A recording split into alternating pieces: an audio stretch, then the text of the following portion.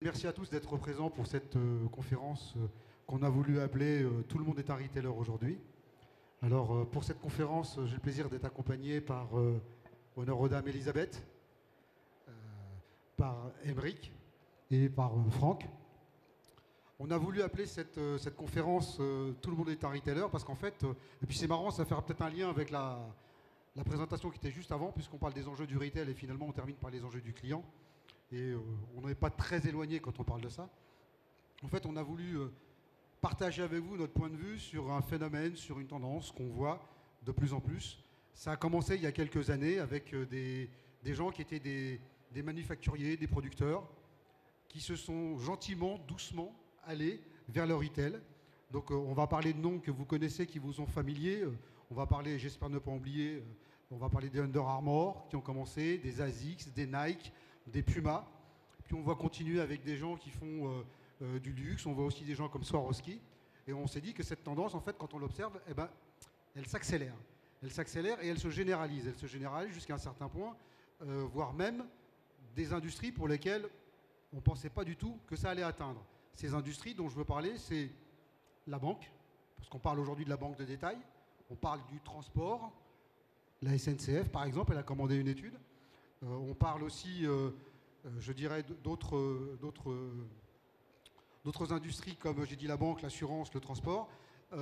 Et finalement, ce phénomène-là, il se généralise de plus en plus et on voit de plus en plus de sociétés adopter des codes du retail. Et la dernière en date qu'on pourrait nommer, par exemple, c'est une société d'assurance, je ne sais pas si vous connaissez, société d'assurance qui s'appelle la SFAM, qui est liée avec la FNAC, Darty, qui vous fournissent, qui vous proposent des services d'assurance pour vos mobiles. Ben aujourd'hui, ils sont allés jusqu'à ouvrir des magasins. Et ça s'appelle Hub Media. Et donc, ils vendent des portables et ils vendent des appareils multimédia de première main, donc neufs et aussi d'occasion. Donc, voilà ce qu'on voulait partager avec vous comme point de vue. Donc, cette tendance qui s'accélère. Et puis là, je vais commencer par interroger Franck sur cette tendance. Toi, est-ce que, comme nous, tu constates que cette tendance, elle s'accélère et qu'est-ce que tu en penses ? Alors, oui, elle s'accélère beaucoup. Il y a ce que Rachid a rappelé, c'est-à-dire qu'il y a pas mal d'industriels qui, aujourd'hui, deviennent des retailers et vont dans le retail directement pour multiples raisons. D'abord parce qu'ils ont besoin d'avoir le contact direct avec le client. On va revenir là-dessus, ça c'est un point qui est important. Mais aussi parce qu'il y a des produits qui demandent des explications. Alors je pense à Dyson, par exemple, qui est de plus en plus présent dans le retail. Ils ont maintenant dans le monde, je crois, un peu plus de 300 Dyson Demo Store. Ils les appellent comme ça, leur propre magasin. Et évidemment, quand vous êtes une marque qui est présente dans le retail, vous ne pouvez pas vendre de la même façon parce que vous n'avez pas toute votre gamme qui est exposée. Vous n'avez pas forcément vos vendeurs, vous n'avez pas forcément le discours qui va avec. Et donc, on comprend l'intérêt que ça peut avoir. En fait, pour rebondir sur le thème de notre conférence et pour répondre à la question de Rachid, je pense que, en fait, ce qui compte de plus en plus, c'est le lien avec le client et la culture client. Alors, la culture client, on la voit dans le retail, on la voit sur ceux qui possèdent le contact direct avec le client, donc c'est les enseignes. Et dans l'alimentaire, c'est en train de faire une différence phénoménale, parce que si vous regardez les indépendants qui ont un lien qui est beaucoup plus fort, ne serait-ce que parce qu'il est historique dans la région ou dans la ville dans laquelle ils sont implantés, ben les indépendants représentent pas loin de 50% ou 50% certains mois du marché. Et puis on voit aussi que cette culture client, elle est aussi diffusée et imprégnée par les grands du numérique, voilà, qui eux travaillent sur une culture client. Alors je vais citer Amazon, parce qu'on en parle souvent sur l'excellence client, mais je vais citer 2 points majeurs sur Amazon, on pourrait en faire une conférence à part entière. Le premier point, c'est que quand vous avez aujourd'hui un problème pour commander sur le site, vous avez une fonction sur l'appli ou sur le site d'Amazon où vous pouvez être rappelé en 60 secondes. Je ne sais pas si vous avez essayé, moi j'ai essayé pour préparer la conférence, ils ont mis 35 secondes à me rappeler, quoi. Et donc ça c'est vraiment de la culture client. Bon, et la culture client, elle est aussi en interne chez Amazon. Parce que quand vous faites une réunion, quand il y a une réunion chez Amazon, il y a toujours une place vide, comme ici, qui est réservée aux clients. Donc disons-nous là que c'est le client qui assiste. Et du coup, ça permet, quand vous êtes dans la réunion, de penser au client et d'y penser en permanence. Voilà. Donc de plus en plus, tout est affaire de culture client. Et si vous donnez au client, bah, probablement, plus vous donnez au client, plus il va vous le rendre. Alors je sais qu'il y a des gens qui ne sont pas d'accord avec ça.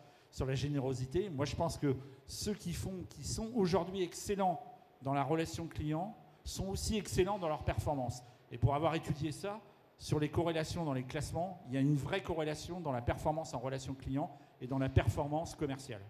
Voilà, donc tout est affaire de culture client. Donnez au client, il vous le rendra. Bah, merci beaucoup Franck. En fait, donc si on axe tout sur le client, on est en train de dire qu'il faut répondre aux exigences du client. Donc répondre aux exigences du client. Aujourd'hui, on voit que ces exigences, en fait, elles passent au travers de prismes et d'amplificateurs qui sont les réseaux sociaux. Mais aussi, on a vu le Covid accélérer cette tendance et cette capacité du client à prendre le pouvoir. Et justement, mieux comprendre le client, c'est un des enjeux aujourd'hui que l'on rencontre. Et donc, pour répondre à cet enjeu, moi j'avais une question. La première, elle est pour toi, Elisabeth, hein, bien sûr. Hein. C'est qu'est-ce que vous avez mis en place, qu'est-ce que tu as mis en place aujourd'hui pour arriver à mieux comprendre les exigences des clients et ensuite déjà on va s'arrêter là, pour mieux les comprendre. Ce sera déjà une bonne partie.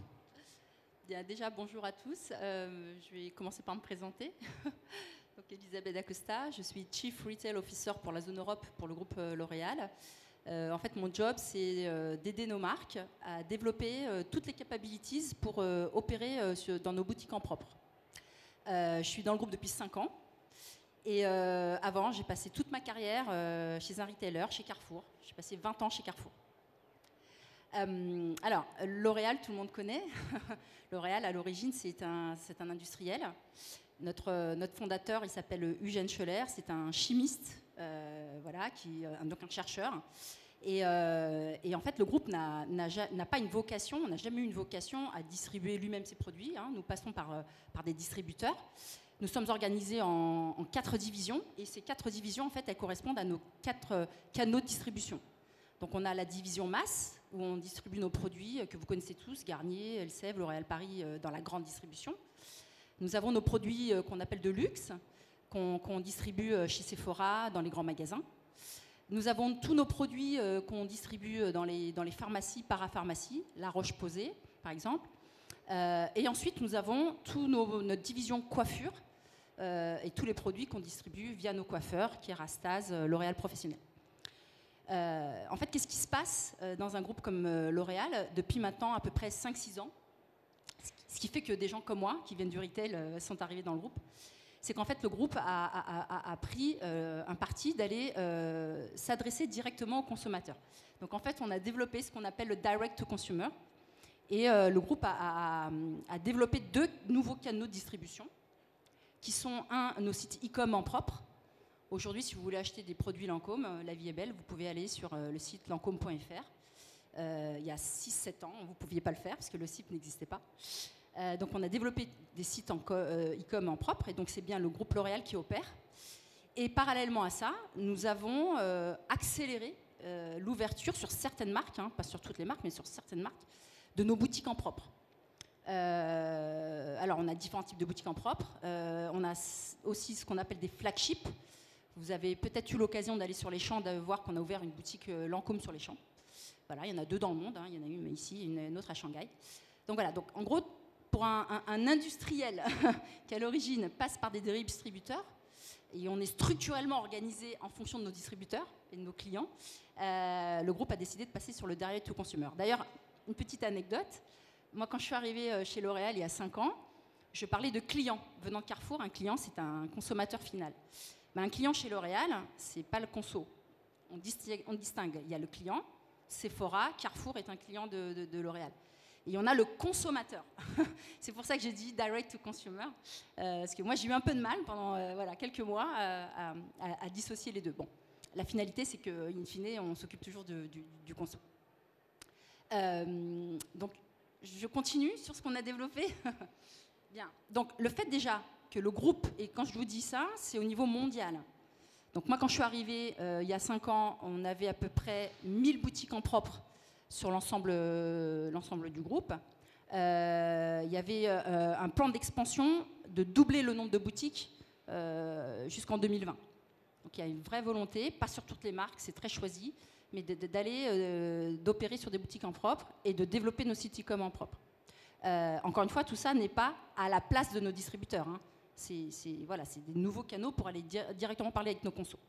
Donc, pour matérialiser vraiment cette volonté de parler directement avec nos consos, sachant que nos consos, on les connaissait aussi déjà, parce qu'on faisait appel à forcément des panels, on a énormément d'études conso, bien évidemment, on continue à avoir ça.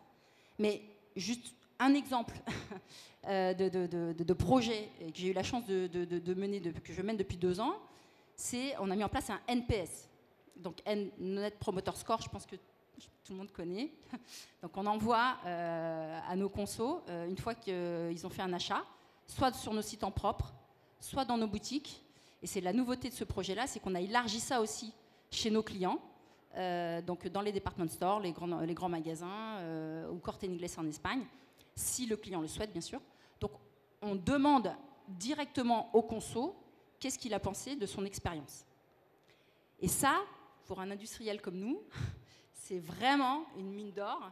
C'est quelque chose donc c'est un projet qui est global. Moi, j'ai la chance de le piloter pour la zone Europe. L'Asie c'était les premiers. Ils sont très direct to consumer. C'était les premiers au niveau global. Donc, ils avaient déjà mis en place leur plateforme de NPS depuis 3-4 ans. Et nous, en Europe et North America, on est en train de le déployer. Et donc, le NPS, ça nous permet d'avoir directement via nos consos ce qu'ils pensent de l'expérience online et dans nos boutiques. Et si on a la chance aussi de leur expérience dans un department store, dans un comptoir Lancôme par exemple, ou peu importe, ou Yves Saint Laurent, dans les grands magasins. Voilà l'exemple de projet. J'en ai d'autres, mais celui-là, il est vraiment emblématique, qui illustre en fait cette volonté vraiment d'aller vers le consommateur. Oui, juste pour dire un mot, et c'est plus facile pour moi de le dire parce que Elisabeth, elle porte la parole de la maison L'Oréal quand même. C'est si vous avez l'occasion d'aller voir le magnifique magasin de Lancôme des Champs-Élysées, allez-y. C'est sous-titré, ça s'appelle House of Happiness, donc la maison du bonheur. Et c'est un magasin qui est absolument sublime, à la fois par l'architecture, le design, la lumière, la mise en place des gammes, le discours d'expertise. À mon avis, quand on réfléchit sur le sujet de notre conférence, tout le monde est un retailer aujourd'hui. Quand on réfléchit sur les marques qui rentrent dans le retail, c'est un magasin qui est absolument essentiel à voir. Aymeric. Merci. Aymeric, toi, est-ce que de ton côté, tu peux déjà te présenter et puis nous éclairer un peu? Ouais, bonjour à tous, je suis ravi d'être là. Donc, je m'appelle Aymeric Grange et je suis le cofondateur d'une marque qui s'appelle 900 Care. Alors, à la différence d'Elisabeth et de L'Oréal, je ne suis pas sûr que tout le monde connaisse, donc je vais vous le présenter rapidement. 900 Care, c'est une marque de produits d'hygiène rechargeables. Donc, on fait du gel douche, du dentifrice, avec un concept de recharge. On est parti d'un constat super simple qui est de dire on jette trop d'emballages en plastique dans nos salles de bain. Et on a apporté une réponse qui était très simple, qui est de dire toutes ces bouteilles, est-ce qu'on ne peut pas les réutiliser et les rendre rechargeables? Donc le concept de 900 Care, c'est au premier achat, vous avez un beau flacon réutilisable qui est fait de plastique recyclé que vous allez garder longtemps et que vous allez ensuite alimenter avec des recharges. Ces recharges, elles sont emballées dans du carton, donc il n'y a pas de plastique à usage unique et c'est livré chez vous via un système d'abonnement directement dans votre boîte aux lettres. L'astuce qui nous permet de faire ça, c'est qu'on n'envoie que les ingrédients actifs. Donc par exemple, un de nos produits phares, c'est le gel douche. Dans un gel douche, il y a 90% d'eau. Nous, on vous envoie les 10% d'ingrédients actifs, c'est à la forme de petits bâtonnets. Vous les mettez dans votre bouteille réutilisable, vous rajoutez l'eau chez vous et ça va recréer votre gel douche. Vous gardez le confort d'utilisation du gel douche et vous n'avez plus besoin de jeter le plastique. Vous avez aussi plus besoin de transporter d'eau, donc ça a un gros impact en termes d'émissions carbone. Donc ça, c'est pour 900 Care. Pour revenir au sujet qui nous intéresse, avant 900 Care, moi j'étais consultant au BCG, donc j'ai bossé pas pour L'Oréal, mais pour des marques assez similaires. Et c'est vrai que j'étais dans les discussions parfois d'innovation et j'ai toujours été assez frappé par le fait, exactement ce que disait Elisabeth, que le client, quand on parle du client, c'est le retailer et que quand on lance une innovation, souvent c'est pour prendre plus de place sur une étagère d'un retailer. Et la raison pour laquelle il y a 12 000 références de dentifrice, que vous avez un blancheur, un extra blancheur, un super blancheur, c'est pas parce que les gens ont besoin de 8 types de dentifrice différents, c'est parce que ça permet de prendre plus de place sur le bloc marque. Donc la décision qu'on a prise en lançant 900 Care, c'est de un peu couper l'intermédiaire et d'aller direct au consumer. Et en fait, ça a des grosses conséquences sur un peu toute la chaîne de valeur. Ça a des grosses conséquences déjà en amont sur la création du produit, parce que ça permet de s'engager vraiment dans des démarches de co-création. Donc quand on lance un produit, on ne le lance jamais sans avoir impliqué la communauté. Donc typiquement, nos flacons, on va demander à la communauté quelle est la couleur que vous aimeriez avoir. Quand on lance un nouveau gel douche, on va faire voter les gens sur les parfums. On va aussi aller recruter des gens qui sont des bêta-testeurs. Donc c'est des gens dans nos communautés qui sont prêts à recevoir des produits qui sont parfois pas tout à fait finis pour les tester et apprendre. Donc il y a tout cet aspect communauté. La deuxième, communauté co-construction. Deuxième aspect, c'est sur l'amélioration continue des produits. Parce qu'en plus des sondages qu'on va envoyer, on a, chaque fois qu'un client reçoit un produit, il met une note.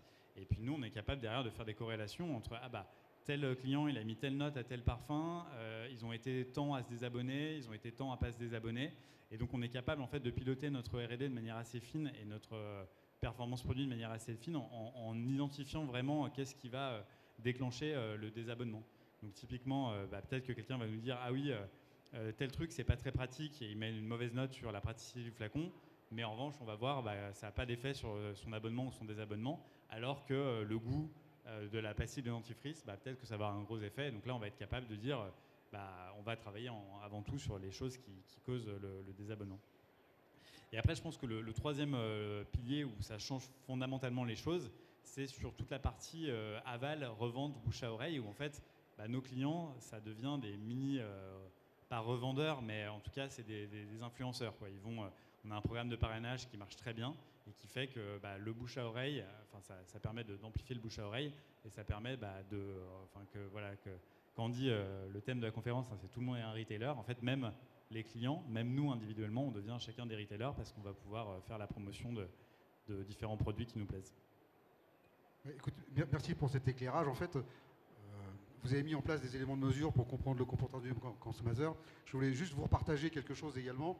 Je vous parlais de la SNCF tout à l'heure. La SNCF, ils ont quand même commandé une étude sur les 15-25 pour mieux comprendre quelles étaient leurs attentes. Et je vous les livre juste comme ça pour vous dire quelles étaient leurs attentes. Donc leurs attentes, les top 3 des attentes, c'était des réductions sur les commerces à proximité des gares. Donc 51% demandent à la SNCF d'être en mesure de leur proposer ça. Il y en a 45% qui leur demandent de pouvoir réserver un snack à bord. Et puis il y en a 41%, donc il y a des geeks qui demandent d'avoir de la capacité à avoir des jeux immersifs. Mais le plus drôle, en tout cas le plus intéressant, c'est 93% des jeunes qui ont été interrogés adorent l'idée de pouvoir faire leurs courses pendant qu'ils sont dans le train et de pouvoir récupérer les courses lorsqu'ils sortent de la gare à la gare de destination. Donc ça, c'est plutôt assez intéressant. Donc voici ce que demandent les clients à la SNCF.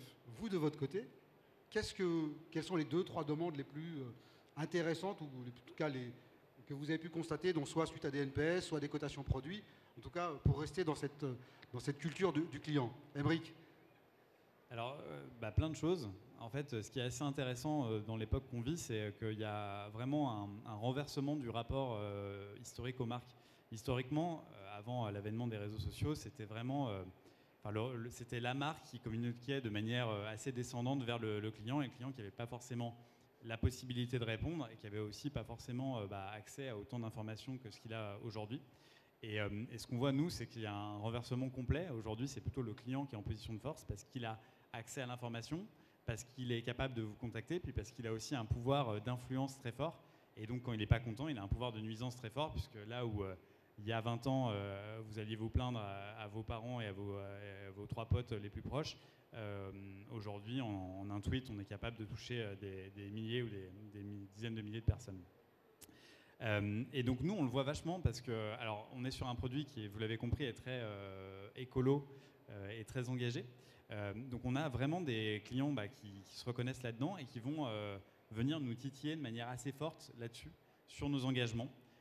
Et c'est assez bluffant de voir qu'il y a des petits chimistes en fait parmi nos clients qui sont allés décortiquer nos formules, nous interroger sur pourquoi tel ingrédient et tel truc, j'ai vu que c'était sourcé dans tel pays, pourquoi est-ce que vous avez fait ce choix-là, ou plus largement sur l'impact.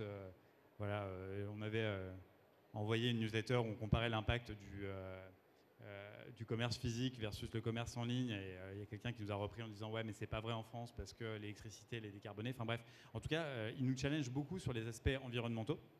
L'autre aspect sur lequel ils nous ont beaucoup challengé, c'était le prix. Quand on s'est lancé, on était forcément une petite marque avec des petits volumes, et donc on n'avait pas d'économie d'échelle, donc on était obligé de vendre nos produits assez chers.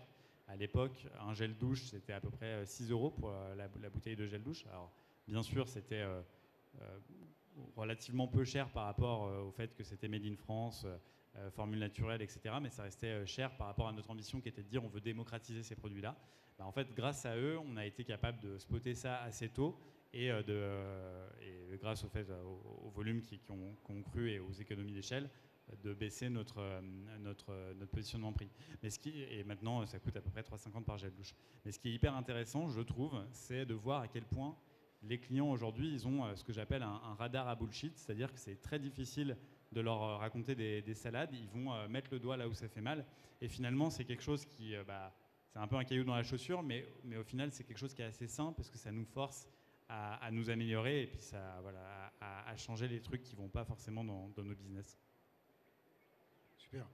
Elisabeth, de ton côté, toi, c'est les demandes que tu as pu voir surgir de la part des clients, c'était plutôt quoi? Alors, c'est assez intéressant, c'est peut-être très classique, hein, mais donc déjà, on a des meilleurs scores sur des expériences sur le terrain, donc dans nos points de vente, que ce soit dans nos boutiques ou que ce soit chez nos department stores, que online. Bon, online, souvent, ce qui ressort, hein, c'est des problèmes de livraison. Je pense que c'est assez classique.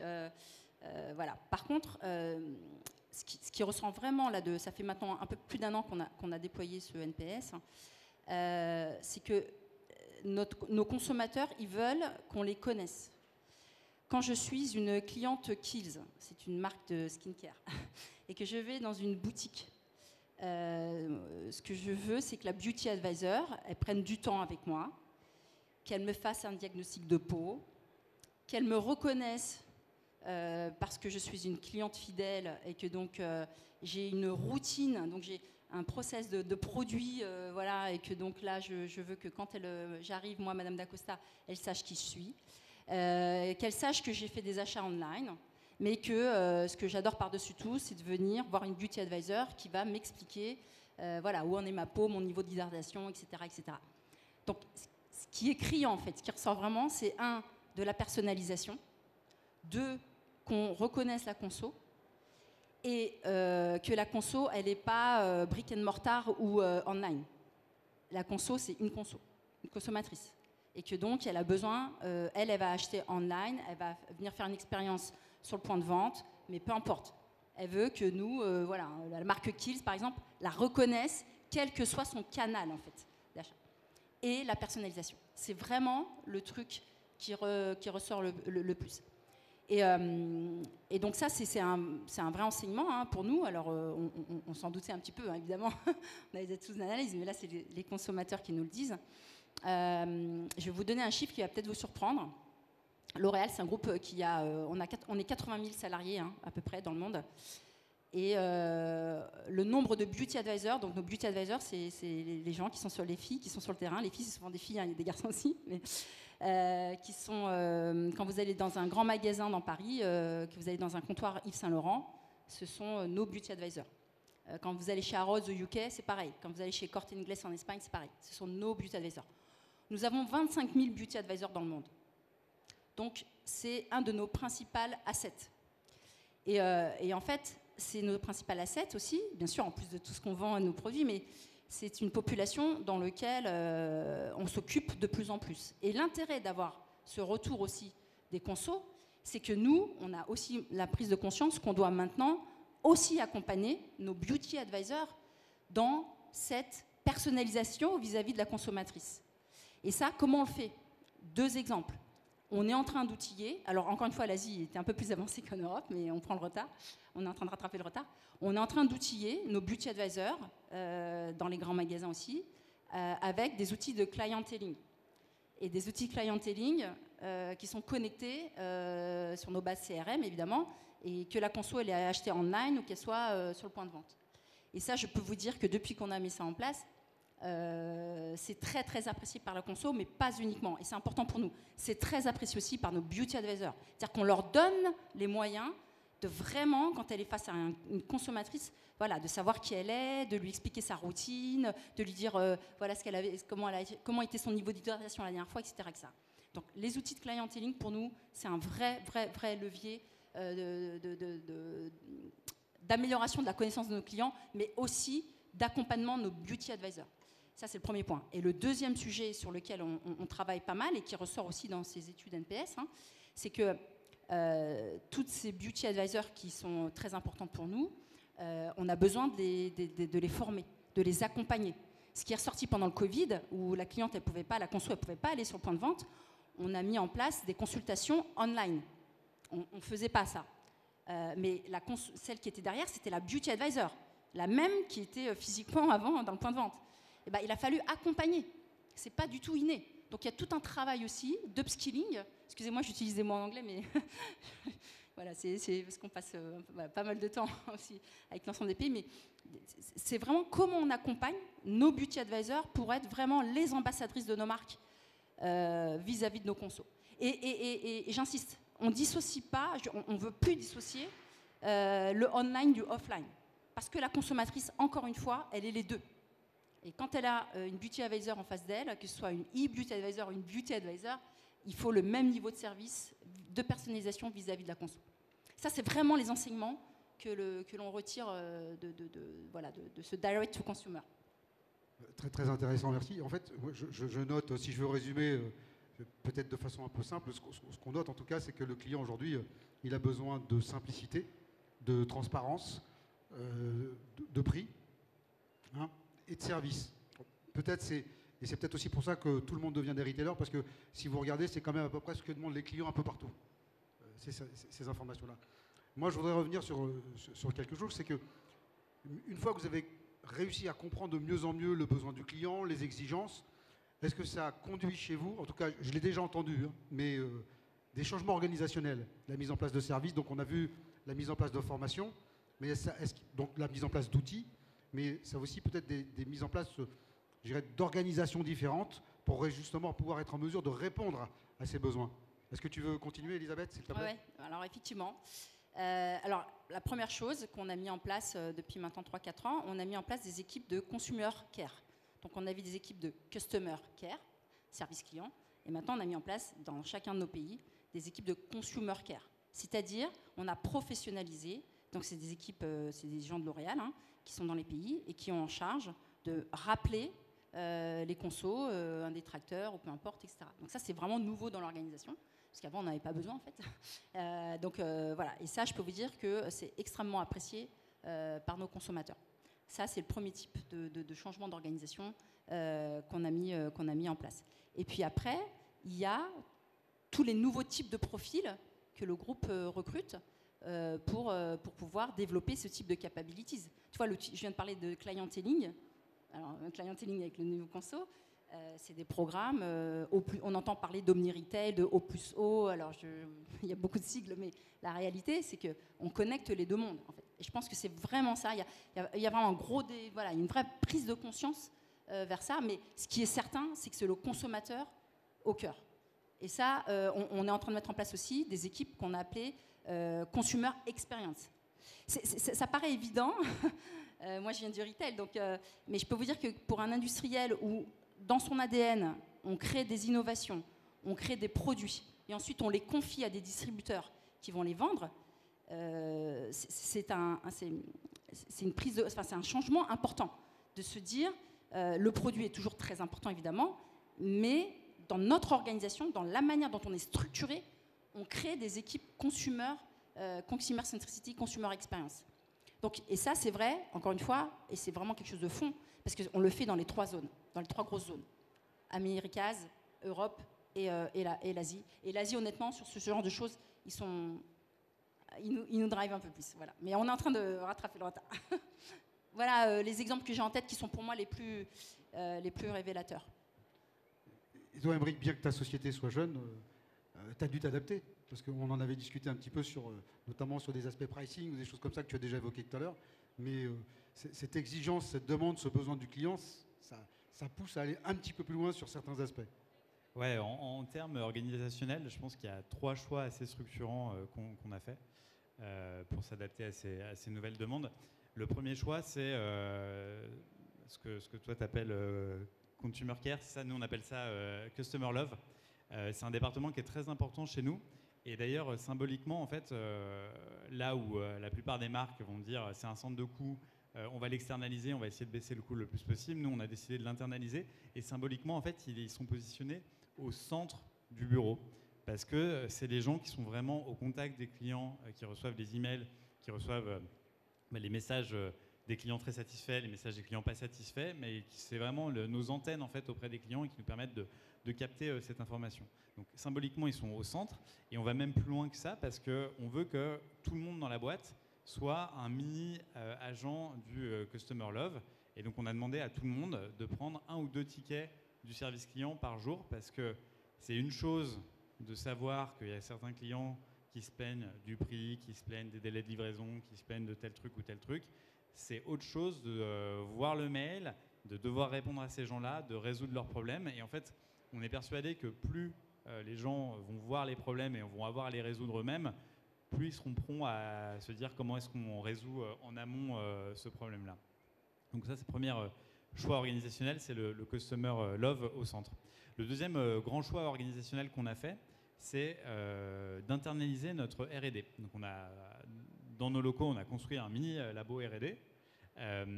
Et l'idée, c'est vraiment de se dire que la personne qui fait notre recherche sur nos produits, elle puisse être au contact des équipes et au contact des clients au quotidien, parce que ça permet de mieux comprendre ce qu'on peut améliorer, ce qui doit changer, etc. Et ça, c'est assez révolutionnaire pour une marque comme la nôtre, parce que souvent, quand on lance une marque, c'est quelque chose qu'on a tendance à confier à un labo, mais du coup, il y a beaucoup de choses qui se perdent en route, puisque la personne qui travaille sur vos produits, elle n'est pas là au quotidien avec vous pour voir tout ce qui se passe et tous les retours des clients. Et enfin, le gros choix organisationnel qu'on a fait, le troisième gros choix organisationnel qu'on a fait, c'est le modèle omnicanal. Donc là, je te rejoins complètement là-dessus, c'est de se dire, au départ, on était une marque qui est née en ligne, mais on s'est dit c'est pas suffisant parce que d'une part il y a plein de personnes qui nous ont dit c'est génial de pouvoir s'abonner à ces produits, de les recevoir directement dans ma boîte aux lettres, j'ai plus besoin d'attendre le livreur et ça m'enlève de la charge mentale.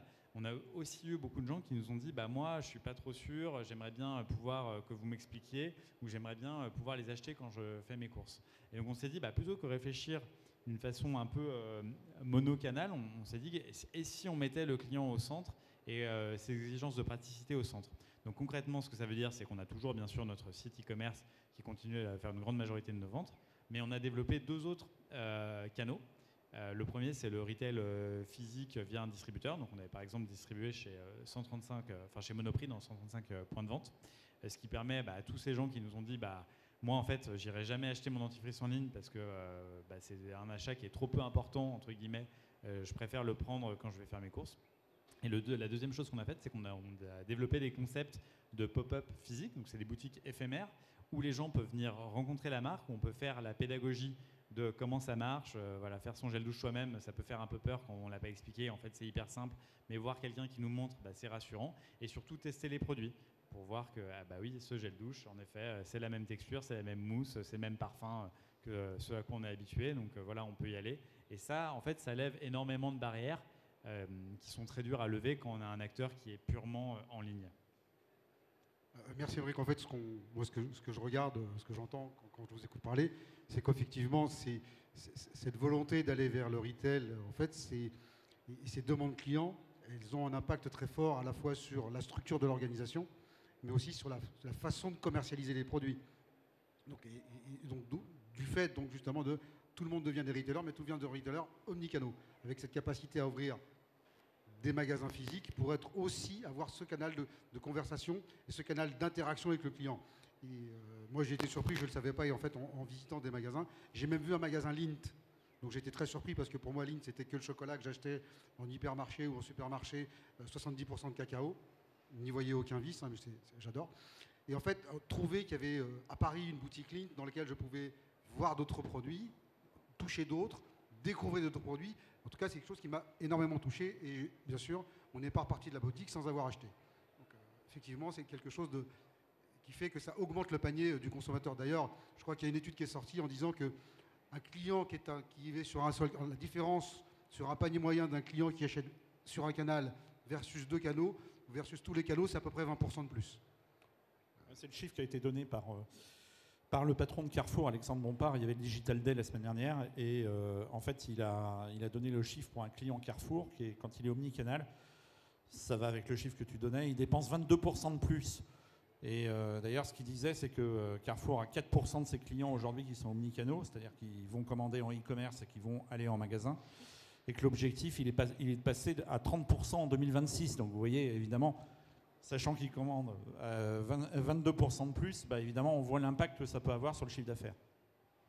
Juste pour revenir à cette expérience, en tout cas cet impact des exigences de clients sur les structures et sur leurs organisations. Moi, j'aimerais, toi, Franck, qui visite beaucoup d'enseignes, qui parle avec beaucoup, qui mène des missions pour beaucoup d'enseignes, est-ce que tu aurais quelques exemples à nous partager? Sur l'organisation, je pense qu'il y a plein de choses. Peut-être que l'organisation qui est peut-être une des plus tournées vers le client, je vais citer 2 exemples américains. Alors, pourquoi les États-Unis? Parce que c'est franchement, je pense, le pays qui a la culture client le plus développée dans le retail. Et ils forment beaucoup le personnel, notamment en magasin, autour de ça. Donc, premier exemple, c'est Zappos. Zappos, pour ceux qui ne connaissent pas, c'est le leader mondial en e-commerce de la chaussure et maintenant un des leaders mondiaux du textile. C'est eux qui ont défriché le terrain au début des années 2000 et après il y a les Allemands de Zalando qui sont arrivés, les Français de Saranza. Donc c'est à peu près le même type de produit. Et Zappos, ils sont partis tout de suite avec une culture client très très forte et avec une organisation qui était de mettre les gens qui étaient au contact des clients, c'est-à-dire le call center, au cœur de toutes leurs actions. C'est-à-dire qu'en fait, d'abord le call center, il était intégré au siège. Ensuite, chaque personne qui répondait aux clients n'avait pas de scénario préétabli, comme on peut le voir d'habitude dans le marketing téléphonique, donc une liberté totale de répondre aux clients et sur la durée et sur l'indemnisation client. Et évidemment, ils ont eu des scores de NPS et de satisfaction client absolument énormes. Et pour la petite histoire, en fait, entre les années 2000 et 2008, ils étaient numéro 1 aux États-Unis, toujours devant Amazon. Et Jeff Bezos, le patron d'Amazon, ne comprenait pas pourquoi il n'arrivait pas à être numéro 1. Et il a tellement voulu savoir pourquoi qu'il a racheté Zappos pour un peu plus d'1 milliard de dollars pour comprendre pourquoi ils avaient une culture client supérieure. Et Zappos, juste une anecdote, mais ça révèle quand même leur organisation. Quand il y a eu le démarrage de la crise sanitaire aux États-Unis, donc c'était un peu plus d'1 mois après nous, en avril 2020, évidemment, il n'y avait plus de commandes de chaussures sur le site. Et ils avaient toujours, quand je vous dis il y a le call center à Las Vegas, c'est 600 opérateurs qui se relayent 24 heures sur 24 pour répondre aux clients. Et ils avaient toujours leurs opérateurs et leurs opératrices pour répondre aux clients. Sauf qu'il n'y avait plus de demande des clients parce qu'il n'y avait plus de commandes.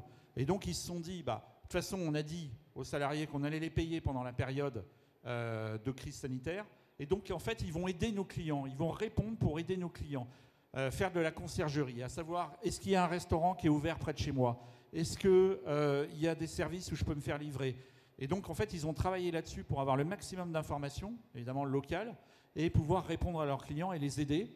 Et en fait, on a vu, et Zappos a vu, qu'il y avait beaucoup de personnes seules qui étaient isolées chez elles et qui ne pouvaient pas sortir et qui avaient la crainte de la crise sanitaire, qui appelaient Zappos pour pouvoir discuter simplement avec quelqu'un. En gros, c'est SOS Amitié qu'ils ont transformé. Voilà, donc ça c'est un exemple d'organisation où vraiment tout est au cœur.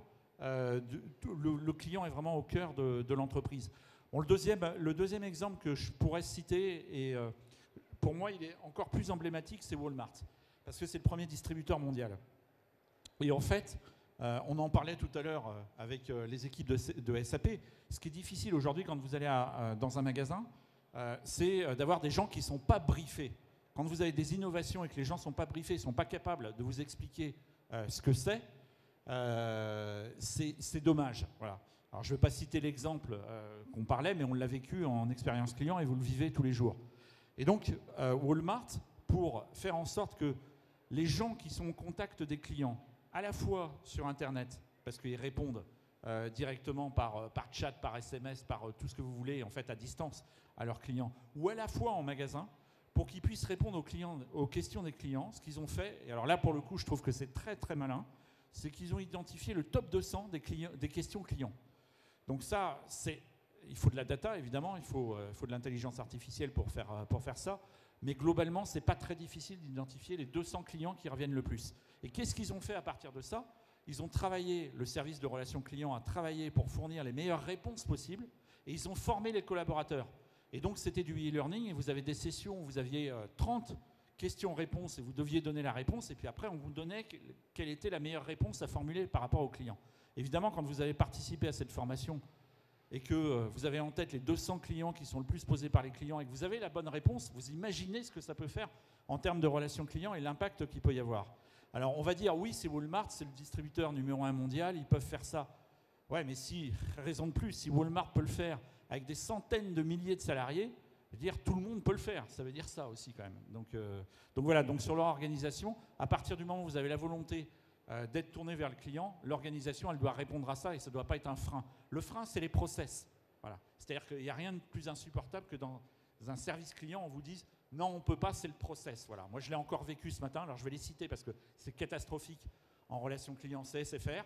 Ils ont fait une erreur, j'étais à l'étranger, ils ont fait une erreur sur ma consommation parce que j'avais un pack séjour et ils ont tout compté comme si j'en avais pas. Je les appelle pour rectifier. Ils me disent ah, on ne peut pas rectifier, c'est la procédure, vous allez recevoir la facture, il faut que vous nous appeliez pour vous plaindre. Alors je me mets à hurler parce que je dis vous faites une erreur, vous me demandez de rectifier à votre place, d'attendre la facture, d'être pénalisé, de vous rappeler, j'ai autre chose à faire, je ne suis pas à votre service. Elle me dit oui, c'est le process. Voilà. Donc ça, c'est catastrophique. Et ça, c'est pour ça que je dis qu'il faut qu'on soit tourné le plus possible vers les entreprises américaines, parce qu'elles ont ce modèle-là. C'est-à-dire qu'elles jamais elles ne répondraient, jamais un service client va répondre comme ça à un client. Bah écoute, c'est un excellent exemple de qu'est-ce qu'il faut faire pour devenir un retailer. En fait, quand on dit que tout le monde doit être un retailer, bah, on voit en tout cas jusqu'où ça peut mener. Je voudrais juste revenir ou quasiment terminer plus exactement.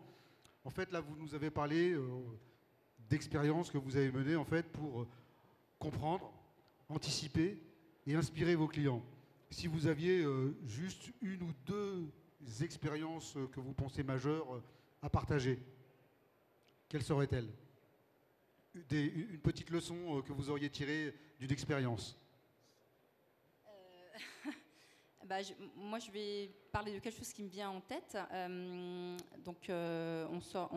On a dû fermer nos boutiques, hein, comme tous les retailers, pendant pas mal de mois. Et là, on s'est dit, voilà, comment continuer à être connecté avec le conso, avec nos consommateurs. Et là, par exemple, le fait d'avoir développé des sites e-commerce en propre, je me dis que cette crise elle aurait eu lieu 10 ans avant, on n'aurait pas pu faire ça. On a, au moment où les boutiques ont réouvert, on a mis en place ce qu'on a appelé du drive to store.